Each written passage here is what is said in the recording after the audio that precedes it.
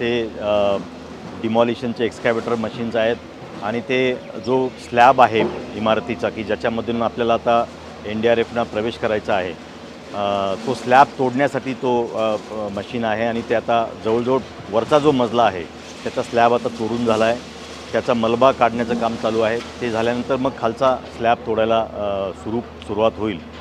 या सर्व प्रक्रियेमध्ये जवळजवळ 15 पोकलेन आपण इथे कार्यरत आहेत आणि फार मोठ्या प्रमाणात हे आपण सर्व शर्थीचे प्रयत्न ह्या 8 लोकांना सुरक्षितरित्या बाहेर काढण्यासाठी आपण प्रयत्न करत आहोत.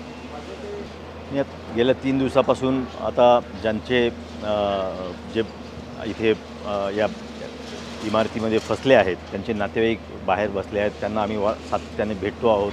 त्यांच्या भावना आम्ही समजून घेतो आहोत.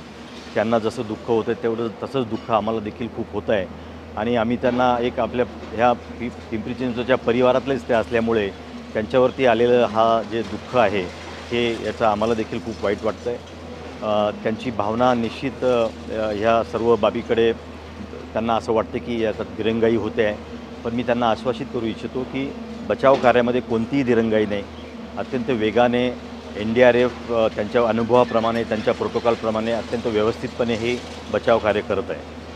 याच्यात सर्वात मोठं आव्हान जे आहे ते म्हणजे ज्या पद्धतीने ही इमारत कोसळली आहे, कॅन्टिलिव्हर फॉल ज्याला म्हणतो, त्यामुळे पुढचे जे स्लॅब आहेत दोन्ही स्लॅब एकाच ठिकाणी एकत्र आलेले आहेत आणि हे जे व्यक्ती फसलेले आहेत ते नेमके पुढच्या भागात आहेत की जिथे हे स्लॅब एकत्र आलेले आहेत.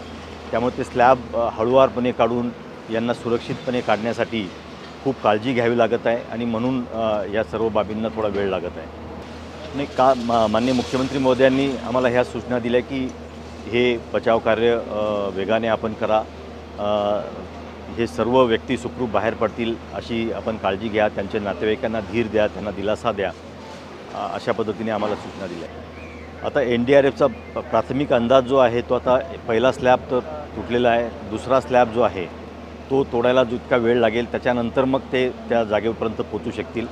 NDRFचं म्हणणं आहे की रात्री उशिरापर्यंत हे बचाव कार्य ते संपवण्याचा किंवा हे बचाव कार्य पूर्ण करण्याचा ते प्रयत्न करणार आहेत. पिंपरी चिंचवडकर नागरिकांना मी आभारी आहे. त्यांनी ह्या सर्व बचाव कार्यामध्ये खूप संयम ठेवला आहे, आम्हाला सहकार्य केलं आहे, आमच्यावर विश्वास ठेवला आहे आणि त्या विश्वासाच्या बळावरती आम्ही हे बचाव कार्य अत्यंत जोमाने करत आहोत. माझी त्यांना नम्र विनंती आहे की कोणत्याही अफवांवरती आपण विश्वास ठेवू नका. आपलं प्रशासन अत्यंत शर्थीचं प्रयत्न करत आहे या सर्व लोकांना सुरक्षित बाहेर काढण्यासाठी.